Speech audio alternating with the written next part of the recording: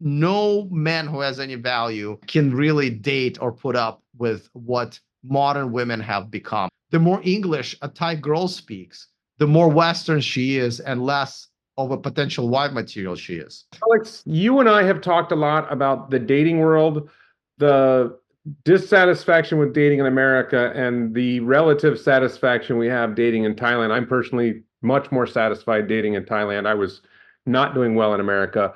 What are your thoughts on what's different for men, let's say American, European men who come to Thailand? What's different about dating here versus what we saw in America?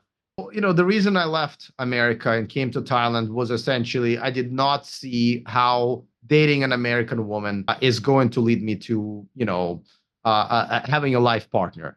And this is something that's changed over the last 5, 6, 7 years.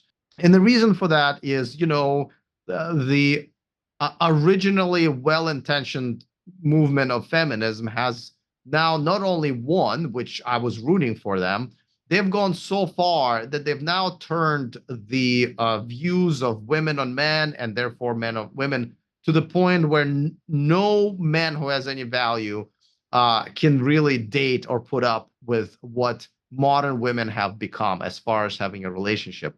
So I left. I said, there's just no way. When I came here, I saw what essentially I saw 10, 20, 30 years in America. It's still a relatively traditional society where, there are gender roles.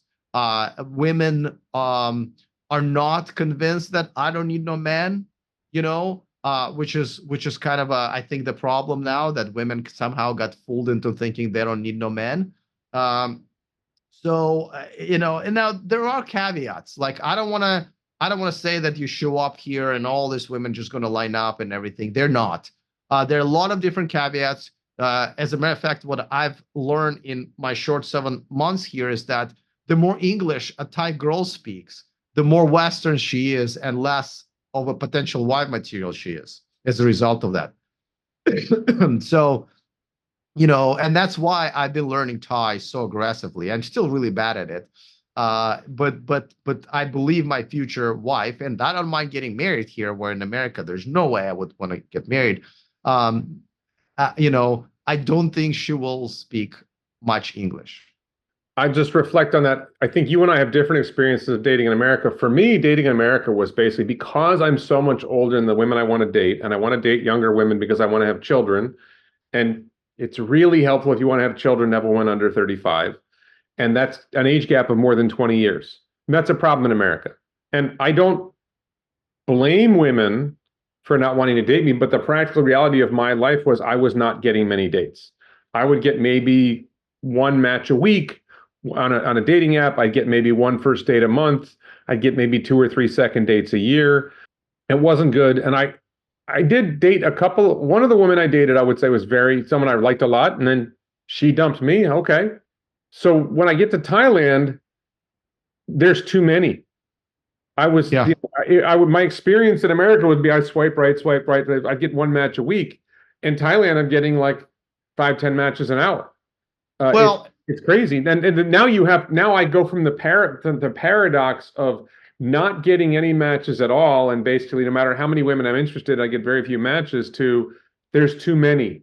And I have to up my standards or change my standards so that I can limit the women that I'm looking at. And you actually had given me some advice about the dating apps about how to search, but I amplified that a little bit. And I had particular things I was looking for. And the Thai-friendly dating app, just to be clear, I actually met my girlfriend through Thai Cupid, but the Thai-friendly dating app allows you to control for language skills, allows you to control for education. I wanted an educated woman who does speak English. I'm less concerned about those traditional Western values. I just want to be able to date somebody who likes me and wants kids.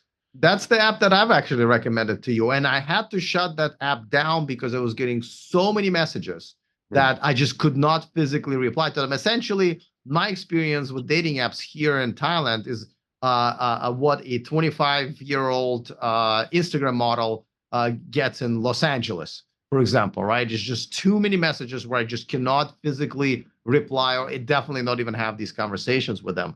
And now, but the answer is very simple. You know that, right? It's because women in their 20s here actually are thinking about, hey, this is the time of my life where I need to be looking for a husband and a long-term relationship.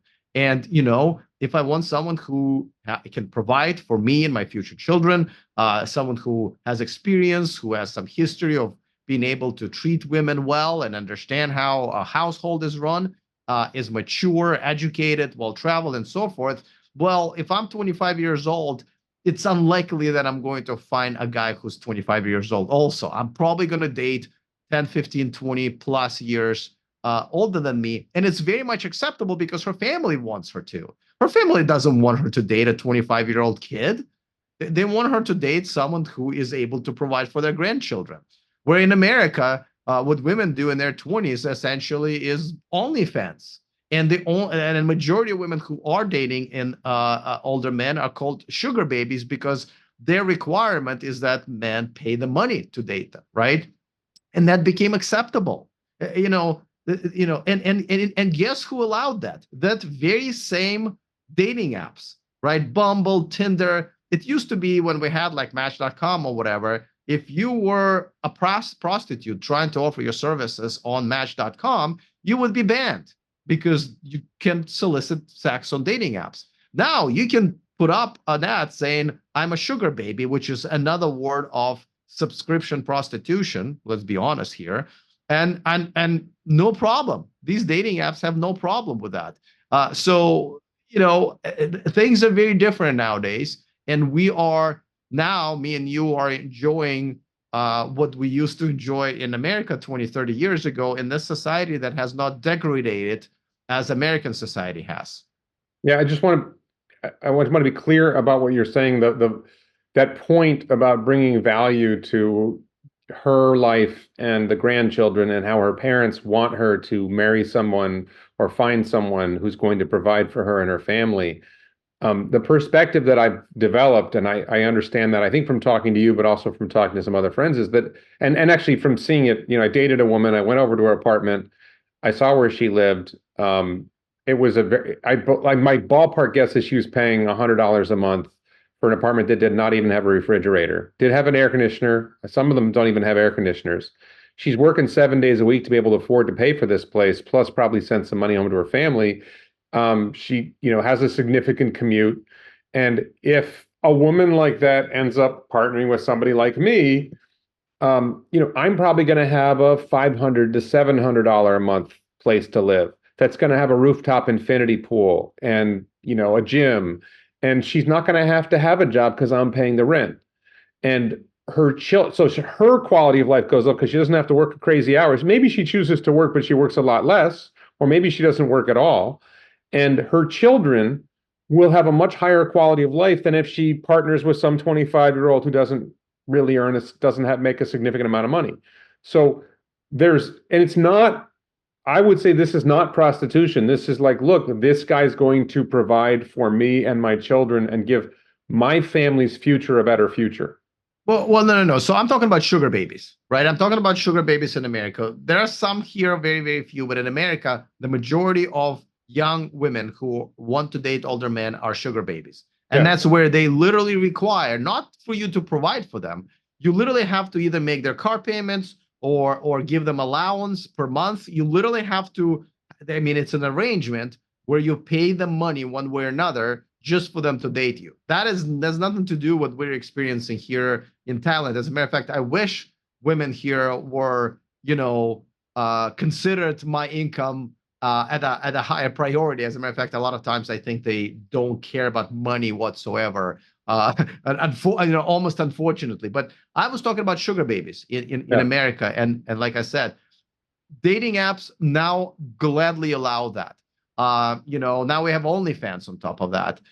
So the quality of 20-something-year-olds in America versus Thailand is day and night. I mean, I wouldn't want to date a 25-year-old in America because she's essentially still a child. But here, a 25-year-old already is taking care of her family sometimes, working a very hard job, knows how to pay her bills, is actually a grown-ass woman. So it's very different. And I think that's a lot of people don't understand, right? We as passport bros I mean, I'm proud of that, but I don't like the term. We get accused a lot of times. Oh, you guys go to these countries where women are just like, you know, in poverty and they're so stupid and naive, and you just essentially take advantage of them. The reality is that these women are very, very hardworking. They have a great support system most of the time. And a lot of times they don't really need your money. You can definitely, absolutely change their lives. But they are very happy living in their $100 a month apartments with their families and stuff like that. So it's a very, very different world here. And I'm so happy that I left. I mean, man, you know, correct me if I'm wrong here. Like, I don't know if you're in your case, like, it's hard to leave the country that you lived in for, in my case, 30 years. I have my parents there, my nieces, my friends, places that I love, like Santa Cruz, California. I have property there. For me to get up and come to the country where I know nothing about, I do now, and I have to learn Thai, which I am. It takes a lot, and the fact that me and you and many, many, many, many other men are choosing to do that just because they know that they won't be able to find a wife in America just tells you where we're at.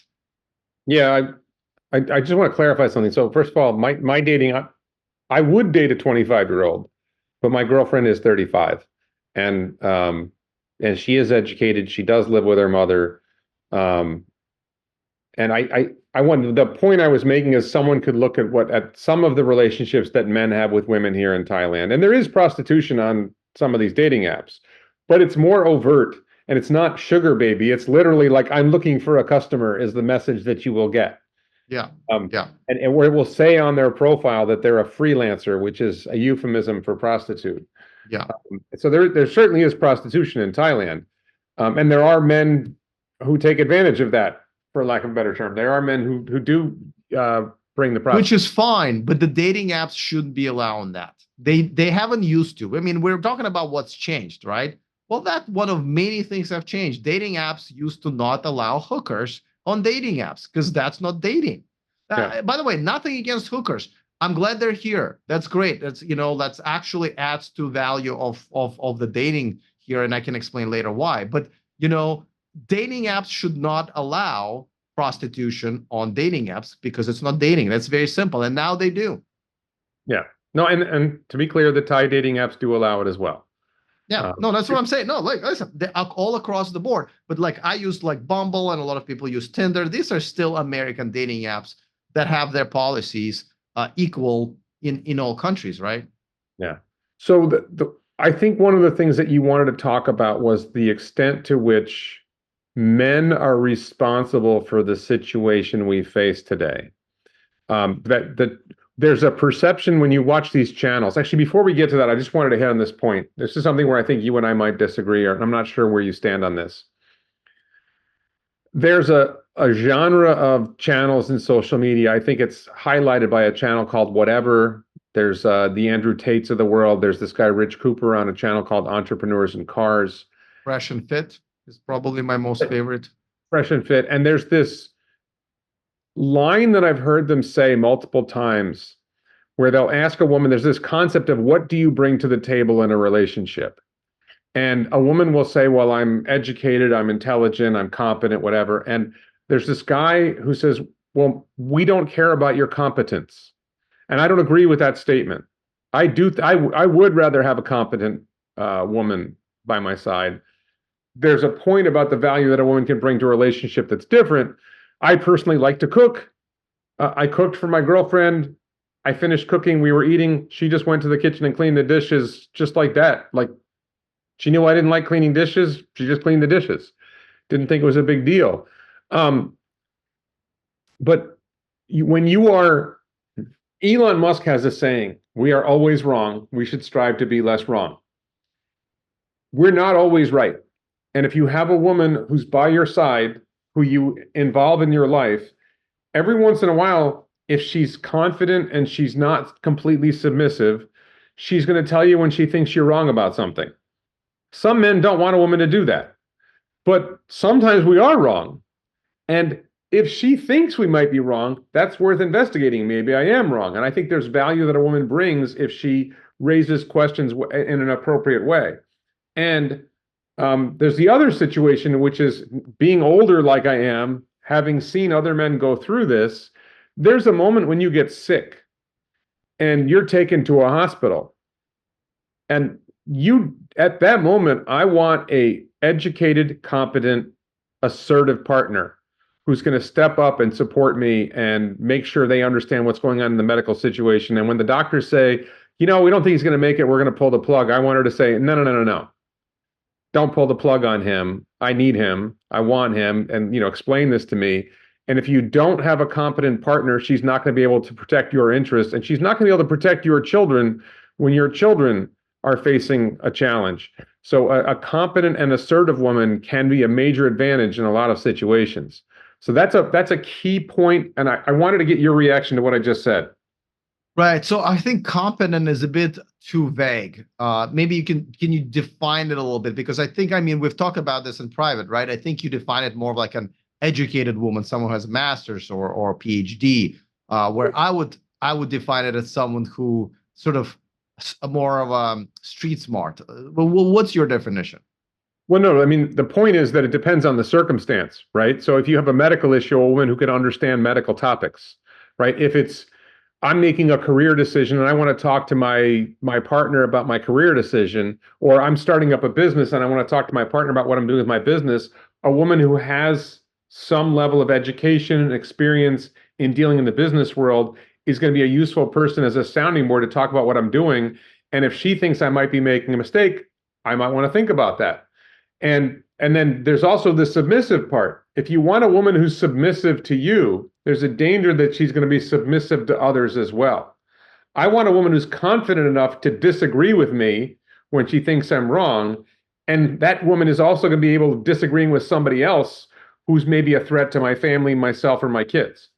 Okay, so there's two different issues, right? Being competent and being submissive. So let's just tackle the first one. Competent and assertive or not, we don't care about your competence, we care about your submissiveness. Yeah. Well, okay, so again, competence, it's a very vague word. Now, first of all, I do not want to have a conversation and ask for business advice from my girlfriend or my future wife. I will ask you, a businessman, bunch of other friends that I have. I'll go to a conference, I'll read some books, I'll watch some YouTube videos. That's where I'm going to do my business. As a matter of fact, I believe my job as a man not to bother my girlfriend with my problems. Like my problem as a man, how I bring the money to the table, really should not be of her concern, right? This is something that I need to keep to myself, and I have people, tons of people and resources for me to figure out how to continue making money to provide for her. So I do not want her to give me business advice. I want her to bring me peace. That is her job, really. I don't want to talk about Israeli-Palestinian conflict. I don't want to talk to her about election. I don't want to talk to her about any of that stuff. I don't want to have debates with my partner, my wife. I have friends and comment section of my videos for that. But I agree with, but she needs to be confident in terms of, for example, I want her to know how to take care of me when I'm sick. Now, when I'm in a hospital, I'm going to trust the doctors and nurses. And by the way, we have one of the best hospitals around here in Bangkok with much, much better healthcare than you can get anywhere in America. One of many reasons I stayed here. I'm going to trust those doctors and nurses. I don't think I want my girlfriend to be trained doctor to check on my doctors about what to do. And if we're talking about possibly unplugging me, well, I have a health directive for that, and that's just a legal document. So, and by the way, your wife should be the last person who should be an executor of your health directive because she's way too much emotionally involved. So yes, this is something that I don't want from my wife. I don't want my wife to be like my buddy. I don't want her to be my financial advisor. So that's that. But I do want her to be submissive. I want her to be submissive because I want her to know that she needs to pick a man who would be making better decisions than her for the entire family, because every ship can only have one captain, and it's going to be me. And if she has picked smartly, she should pick a man who makes good decisions for both her and if they have kids, then and the children as well. So yes, I absolutely require my any of my girlfriends or wife to be a submissive female. So and only that would bring me peace. And of course, she can disagree with me, but it's about how she disagrees with me and what happens when we cannot agree on something. Who makes the final decision? And it's absolutely me. I do not want a someone combative and argumentative for my partner. That is then I might as well go back to America. There's tons of them over there. I don't want none of that. Yeah. So just to be clear, I was married for 26 years and way more than 20 of them were good years. And my ex-wife, who I still consider a good friend, and honestly, probably one of the most sane women I know in America, didn't always agree with me. She pretty much ran the household finances. She even ran the bookkeeping side of our businesses. I think she was a very good partner, and she disagreed with me on business. And I met her in law school. Keep in mind, so my ex-wife was also a lawyer. I think she brought a lot of value to the relationship. She brought a lot of value to the education of the children. I think there was real value there. At the same time, Wait a second. Wait a second. You she just made my. respect. To be You clear, I just think she respected me, and she respected what I did for the family and appreciated me. So but she was competent, and when I started up my law firm, she asked me a lot of questions. She challenged me, and she supported me on the decisions that I ultimately made. right. So everything that I said, you did the opposite, and now you're divorced. Yeah, well, I got two adult children, and I had over 20 great years with her. Well, the fact that you guys had children, as wonderful as that is, I know you're very proud of them. In nowhere is a reflection of the success of your marriage. So I would I say mean, I would say that our marriage was successful, and the average American marriage lasts 8 years, and our marriage lasts 26 years. So by the standards of American marriages, we did really, really well. And did it ultimately fail? Yes. Um, well, that's I can argue that you would rather have a shorter marriage so you're more marketable when you're back on the market, right? Wouldn't you be 45 right now, right? And be more marketable than if you because of marriage, you know what I mean? I think So I there's could. like It's conceivable I could have ripped the Band-Aid off a couple years earlier, have been slightly more marketable. But the practical reality is that we had children, and I think the time that I ripped the Band-Aid off was about the right time for when our children were ready to move on without us being together. well, And listen, that's an important point here, like which I think you and I have different goals in dating in this. yeah. I want children again. I had children before. The reason I was looking for a partner fundamentally was because I wanted kids. And I got married because I wanted kids and she wanted kids. And I have a girlfriend again because I want kids. I don't think you're as driven to have children as I am. Oh, I absolutely would never. I don't have kids. I don't want to have kids. And the reason for that is because I'm a very much a relationship guy. I've been in a relationship most of my life, and I see children as something as a huge um, obstacle to actually having a good relationship. I feel like you can either can be romantic partners or parents if you're gonna be good at either one of those things. And I see this all the time. I see people, my friends now, they get married, they're in love, and it's a wonderful relationship. But as soon as they have kids, all of a sudden, they're just roommates now. They don't go out on dates. They don't have sex anymore. It's again, it's more of an arrangement of being parents, and I see it over and over and over again. And that's kind of the reason I don't want to. I don't want to have kids. I love kids, by the way. I love kids. But I love being in the relationship more. My daughter was teasing me today. We were talking about dogs, and I had said this for a long time. My favorite breed of dog is neighbor. The neighbor's dog is my favorite dog, and I think that there are people who their favorite kind of child is my brother's children, my neighbor's children. I can only say that this is really important, and I hope people get this. Having been a father and being a father, There has nothing that has brought more meaning to my life than having children. I want to have children again because I so enjoyed being a father the first time. Still enjoy. I talked to my daughter for 90 minutes this morning on FaceTime, and I continue to enjoy being a father. I'm super proud of how my kids have turned out. So much fun being a dad, and I think I have a shot of doing that again and getting another 20 quality years of parenting in. And I think once you have children, you see it, and it's really hard to see it until you have them.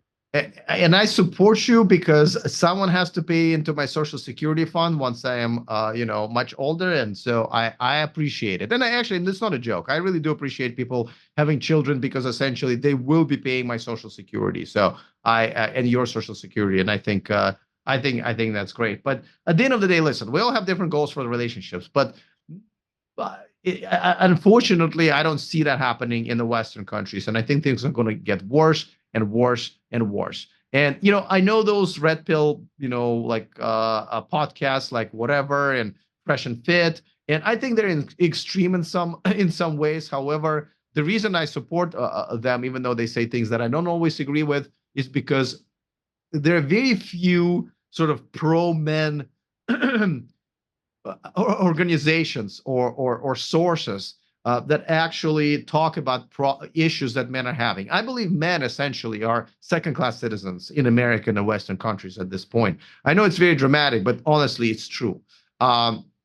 It's we so these podcasts, and by the way, as soon as you even having a conversation like we're having right now, a lot of times social media, people who run TikTok and Facebook and YouTube will essentially cancel accounts of those people, men or women, who actually dare to bring up topics of relationships and what happened with feminism, and that we even dare to question what women are doing now in our society, which is very something that's essentially taking rights away from men. It's making it miserable to for everybody.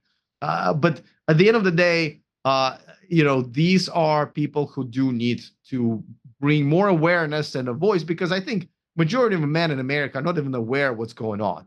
They kind of became simps, and they're essentially have not even, no one told them and said, don't behave this way. Why are you allowing women to behave this way?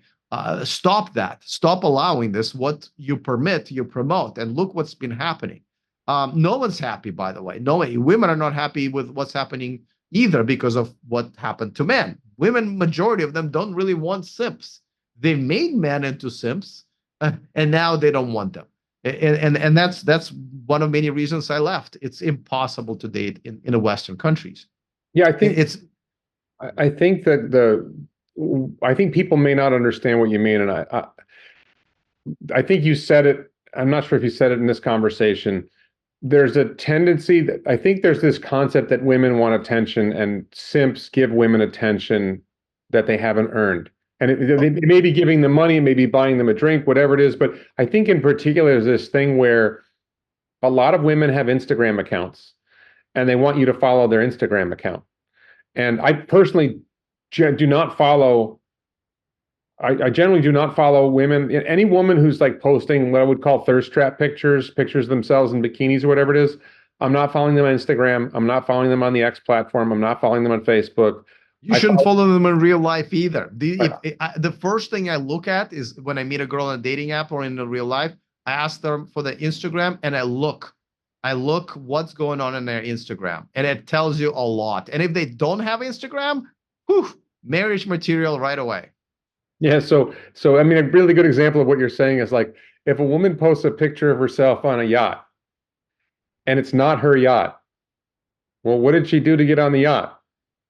Right? If she's got pictures of herself traveling the world, maybe she's an engineer, she makes a great income, she travels on her own dime, right? That's fine. But if that's just as an attractive as she is not doing that. Okay. But but there's this concept of the yacht girl. What is she doing that, how did she get there? If she doesn't have an appreciable job, like if you're talking to some woman and she doesn't have a particularly significant job, and then her Instagram is filled with pictures of herself in, Vienna and Switzerland and on some yacht in the Caribbean or on the Mediterranean. Like, well, how is she getting all these trips? Now, maybe daddy's paying for it. Maybe sugar daddy's paying for it. But it suggests something, and also just sort of like the she's posting bikini pictures. For me, like, because I get it's very common on dating apps. They say follow me on Instagram, message me on Instagram, whatever, and it's like they're getting attention and they want attention. And I think this is an example of simping is don't follow women who are not you're not getting something in return. Does Yeah, that make no, sense? yeah. I mean, there's so many different. I mean, like yes, you define a simp, which I believe 90% of men in America now, as men who give too much undeserved attention to women who don't deserve it. And I'll give you a couple of examples. One is a relatively innocent one, and another one is just absolutely crushing, and that the one that will essentially showcase how men are second-class citizens now in American and Western countries. But let's go with the first one. If you're a guy who sees a girl at the bar who you like and you want to come up and talk to her, and the first things out of your mouth is, "Hey, ma'am," or I probably wouldn't call it ma'am. "Hey, can I buy you a drink?" You are a simp. You're a pathetic simp, actually, because one, you believe that you are so unattractive, and I don't mean looks wise, but just generally as a man, that the only way a woman would talk to you is if you pay her for her time, which essentially makes you kind of a John, right? Um, so and just the fact, and secondly, the fact that you would hand over your cash, hard-earned cash, to a woman you don't know just because she's pretty. And that happens a lot, and a lot of men don't even understand that. I've brought this up to men before, and probably people who are watching go like, whoa, what do you mean? Well, this is what I mean. It's pathetic. Don't do it. But there's a bigger point here, and I think this is where more of a collective simping of American men. This story that we all forgot about, but it's actually very important for men's rights. Russell Brand, I think this guy is called, right?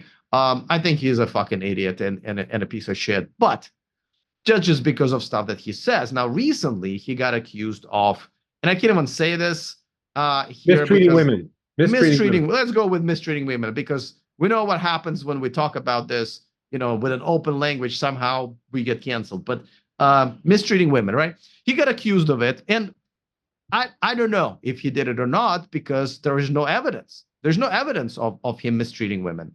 I'm not saying he didn't do it. I'm just saying there's no evidence. If he did do it, I hope he pays the price for it and goes to jail. That's absolutely disgusting, and he should pay with how many, years of freedom. I'll let the court decide. But he got accused. There's no evidence. He denies that it ever happened, and he gets canceled almost everywhere, including, for example, Netflix. Right? Netflix canceled his special.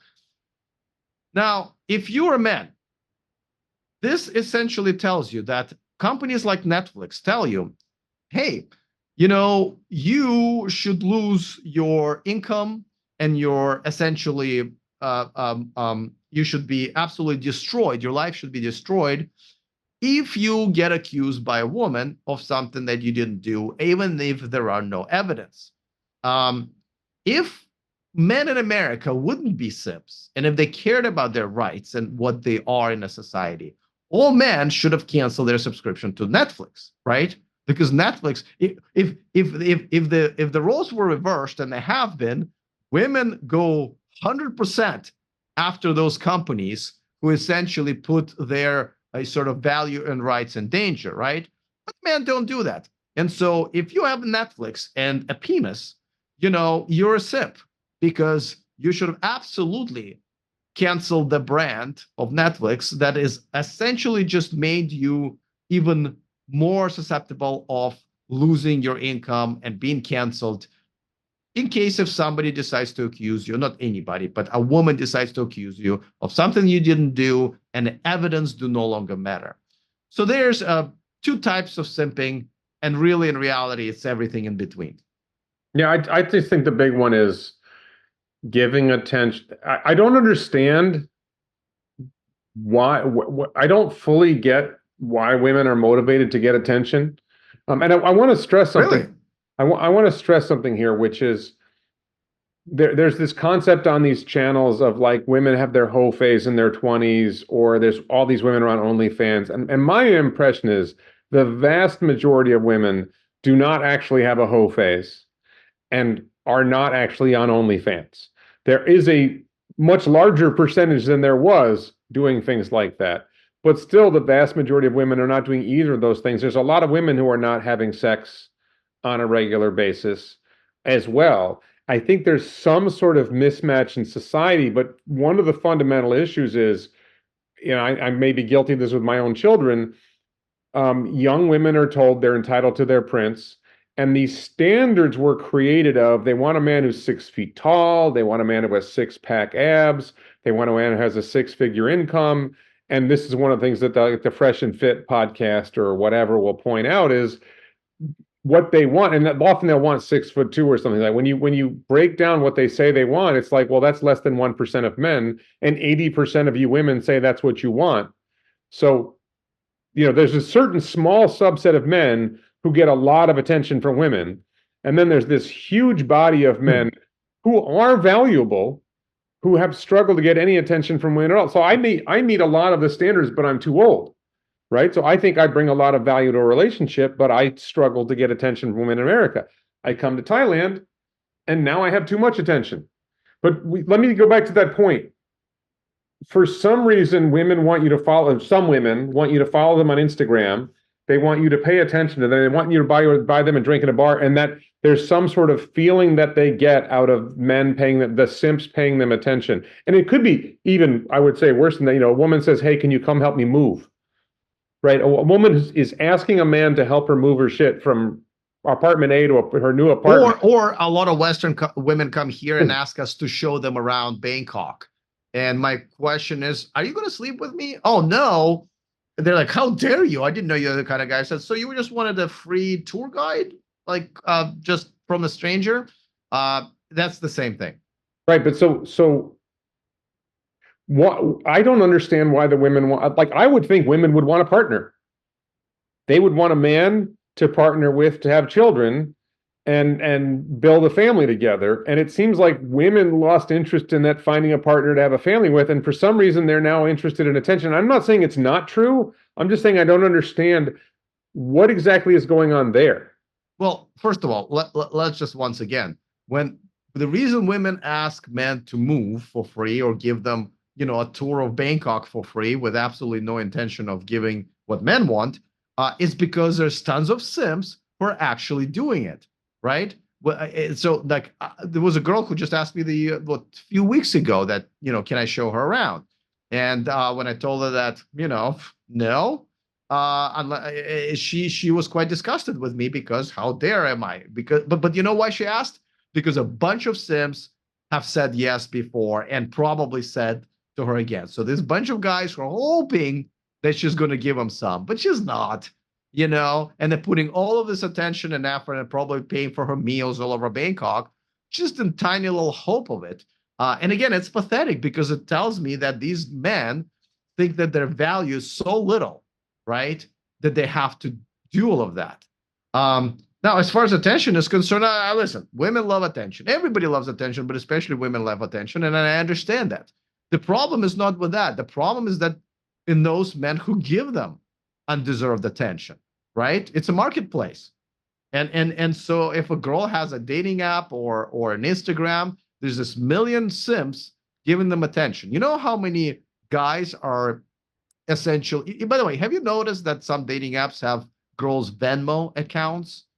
Because you know why? Because I have not seen that, no. All over America, women have that because they essentially expect a guy to send them $5 for their morning Starbucks to start a conversation, which is exactly the same as can I buy you a drink, except for now a woman puts a price to get in, right? Literally sometimes. So the problem is not so much women. I mean, I'm disgusted by their behavior, and this is why I'm no longer there.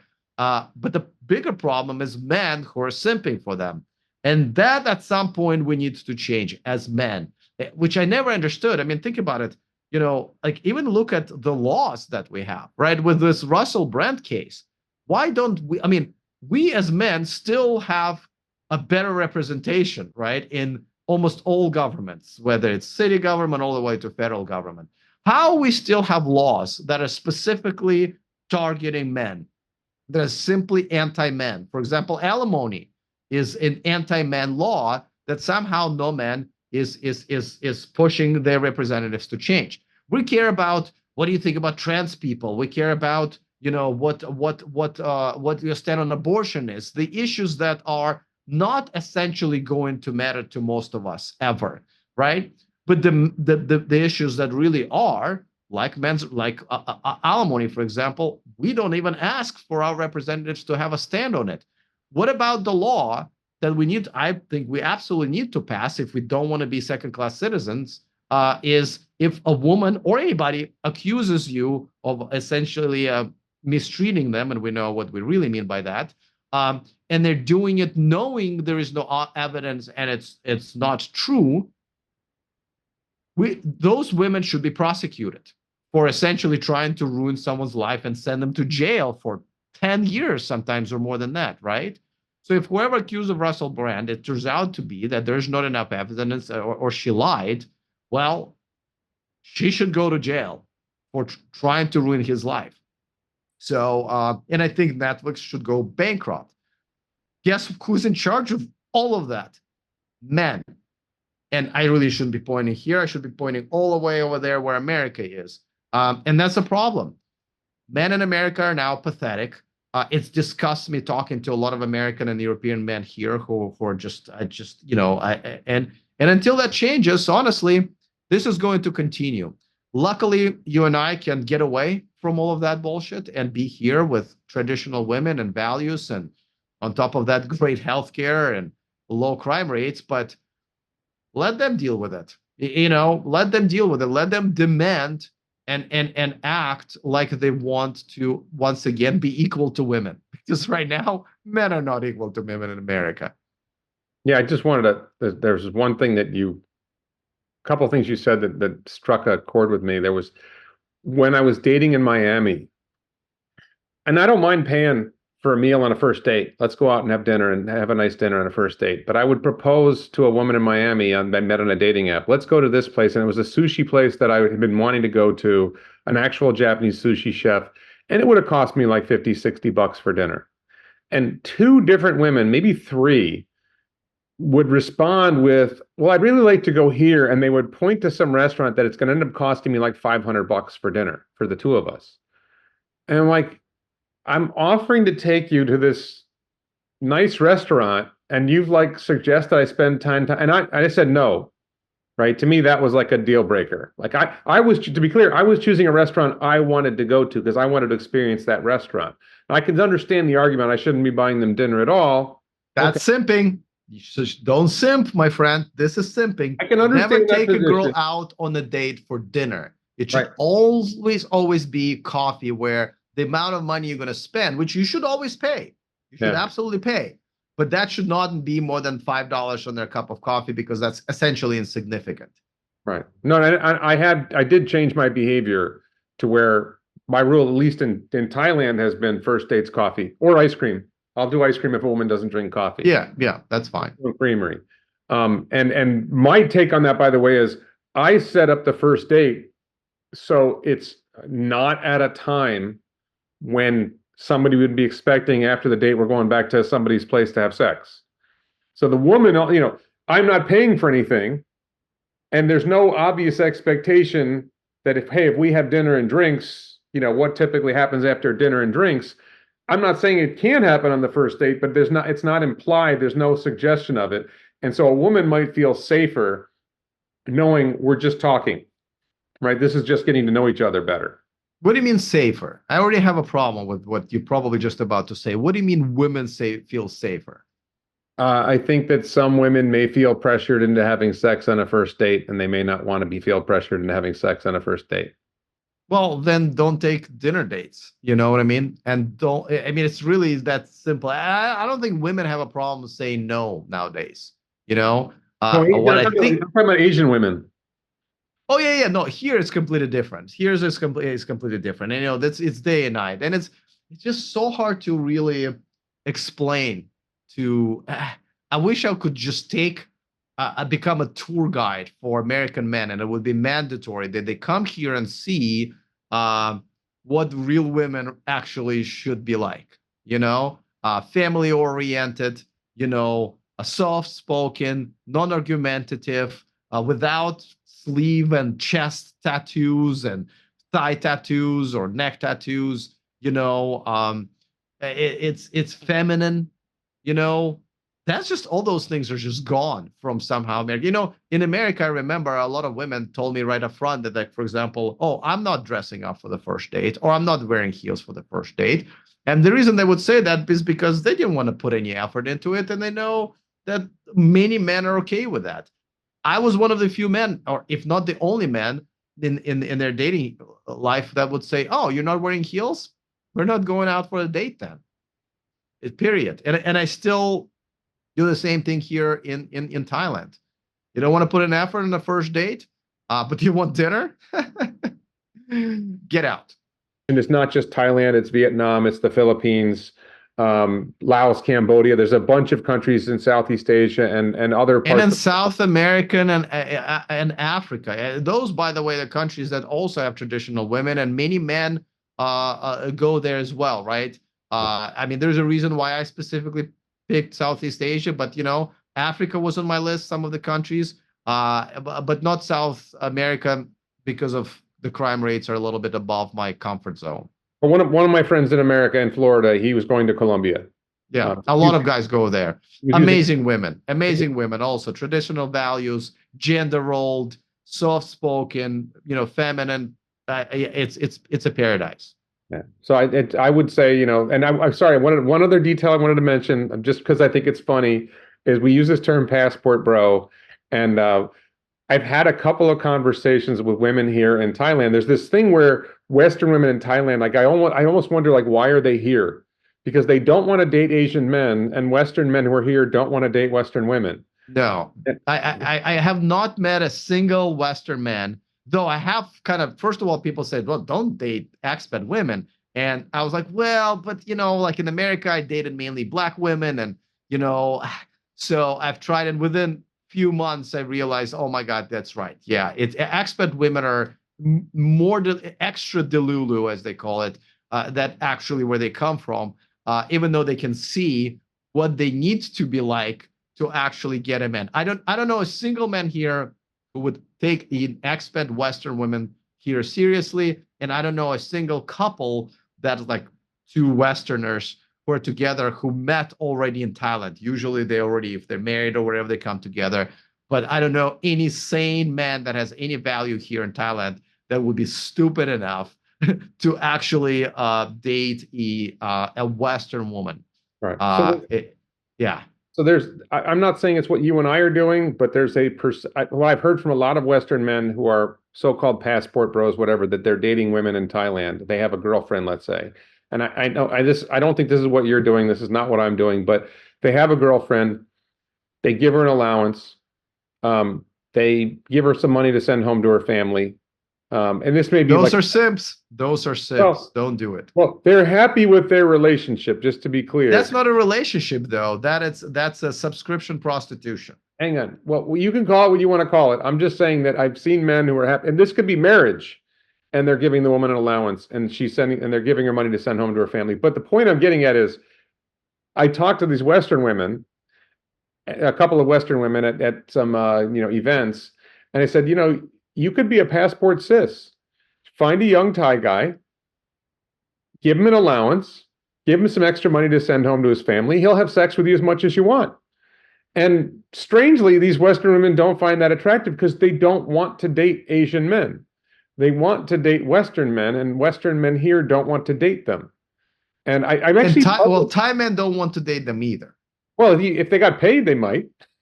Well, again, it's not dating anymore, but okay. But I'm just saying, like I present it because it is true. You know, it's true that there are a lot of Western men who have, like, I was talking to a guy, he's like 57, he's got a 22-year-old girlfriend. He gives her an allowance, gives her some extra money for her family, tells her he only wants to see her 2 days a week because he likes to have his alone time. And he's You got, can't call her girlfriend though. It's just you can't call her girlfriend. I'm not saying whatever it is, Well, we know, but we know what it is though. It's not I'm like just what saying he's happy with that relationship. he's happy with that arrangement, which is Sure. fine, by the way. Yeah, listen, I am all for that, just as long as we call things what they are, right? But I want to be clear. I think this is very, from my conversations with expats who are here, it is very common, whether they get married, whatever it is, that, you know, the guy earns an income, the woman doesn't work. He gives her an allowance so that she can spend money, whatever she needs to spend money on. It's not necessarily giving her a lot of money, right? It might be $200 a month allowance, right? Which is a fair amount of money here in Thailand, right? In Bangkok. And, you know, maybe he gives her a couple $100 a month to send home to her family because her family's poor and they need the help, right? You can argue whether that's the same kind of relationship. I would say it depends on how it goes. But my point being very simply that Western women have the same option, that they can come here. They could probably find, I think they could find a young Thai man, you know, a 25-year-old Thai guy, give him an allowance, give him some money to send home to his family, tell him he doesn't have to work. He's probably going to take it. Probably. Yeah. And he'll have sex with her as much as she wants, but that's not what they want. Yeah. Listen, I stopped sort of listening to what women say, you know, especially about what they want. Yeah. Usually, if you want to know what women want, women is the last people you want to ask. You usually want to ask the men who date those women you want to date. Ask them; they know. All right. So, Alex, I want to thank you so much for coming on my channel, having this conversation. We are going to do another video on your channel. We're going to talk about Tesla, Cybertruck, and some other stuff. So we'll dive into that, and we're going to start recording that shortly. So I want to thank everyone for watching, and please follow Alex. He's E for Electric on YouTube. And is there anywhere else they should follow you? Yeah, they should follow me all the way to Bangkok and have a better life. It is a good life. All It right. is a great life. Thanks, Alex.